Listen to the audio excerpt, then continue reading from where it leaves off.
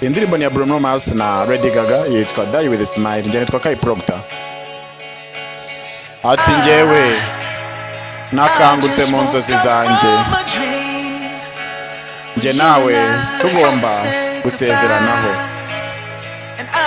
Ntabwo nari nzi icyo byose byasobanuraga, ariko ubwo nabayeho nibwo namenye ko aho uzajya ariho nanjye nzagukurikira, kandi nta muntu n'umwe wansezeranyije ejo hashize nk'uko wabikoze.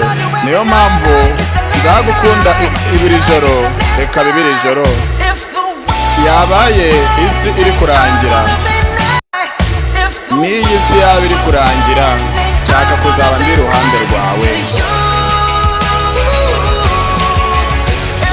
Niyo ibirori byarangira, igihe cyanjye nawe ku isi kigakomera, nakifuje kuzagufata mu biganza akanya, hanyuma nkapfa ndi kumwenyura. Niyo ndirimbo n'iyi si yaba iri kurangira, nshaka kuzaba ndi kumwe nawe iri kurangira. Yo njye nitwa Kai Proctor. Naburiye mu magambo y'urusaku, noneho ntabwo nshaka kongera gukora ibi bintu na rimwe, kubera ko urabizi icyo usobanura kuri njyewe. Urukundo rwacu ni rwo rukundo ruzima umuntu yarwanira.